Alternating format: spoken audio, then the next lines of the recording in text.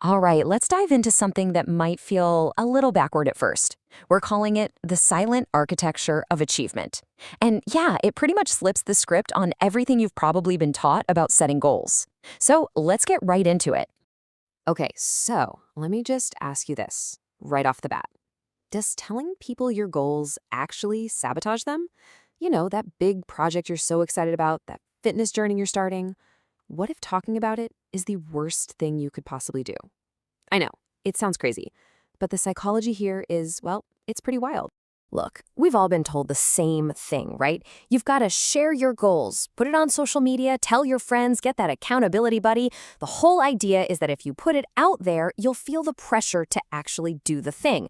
But what if that advice is just wrong? What if that's the exact opposite of what you should be doing? And that brings us to this really key idea. It's called fake achievement, and it's a total psychological trap. Think about it. You announce your big plan, everyone's like, wow, that's amazing, you're gonna crush it. And bam, your brain gets this little jolt of feel-good chemicals. It feels like a reward.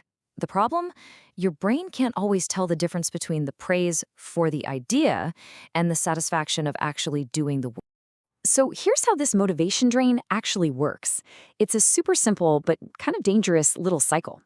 Step 1, you announce your huge goal. I'm gonna write a book.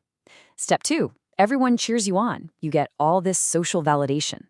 Step 3, your brain gets that little hit of achievement we just talked about. And then, step 4, the motivation to do the hard part, the sitting down and writing for hours, it just kind of fizzles out. You've already gotten the reward, so the drive to do the work shrinks. And this quote just nails it, doesn't it? You get the praise without the progress. You're essentially short-circuiting the whole process. You're taking a shortcut to feeling good, and it robs you of the fuel you need for the actual journey. Okay, so if telling everyone is a trap, then what's the alternative? Are we just supposed to never talk about our dreams? Well, not exactly. There is a much more powerful way to go about it. And yeah, it requires a totally different mindset. And this is where we meet the silent architect. This is the person who just puts their head down and builds. They work in private. Think about that writer who disappears for 5 years and comes back with a masterpiece. Or the entrepreneur tinkering away in their garage, obsessed with making the product perfect, not with getting likes on a pitch deck. They don't need applause for the blueprint. They get their satisfaction from laying the actual bricks. So really, you've got two paths to choose from when it comes to motivation. The first is all about external validation. It's fragile. It needs praise to survive. It needs an audience. And the moment that praise fades, the motivation is gone. But the other path, that's internal validation. And this one is resilient. It's self-fueled. It doesn't need an audience because it runs on purpose. The work is the reward. And that, right there, is the engine that drives the silent architect. Some people actually call this the scariest level of discipline. And why is it scary? Because you have no safety net. There's no one patting you on the back. You are the only one who knows if you're putting in the work. You have to be your own judge, your own cheerleader, your own critic. That takes a serious amount of trust in yourself to just keep going when nobody's watching. But here's where it gets really interesting. This isn't just about finishing one project. This discipline, this whole idea of working in silence, it does something much bigger. It actually rewires how you think.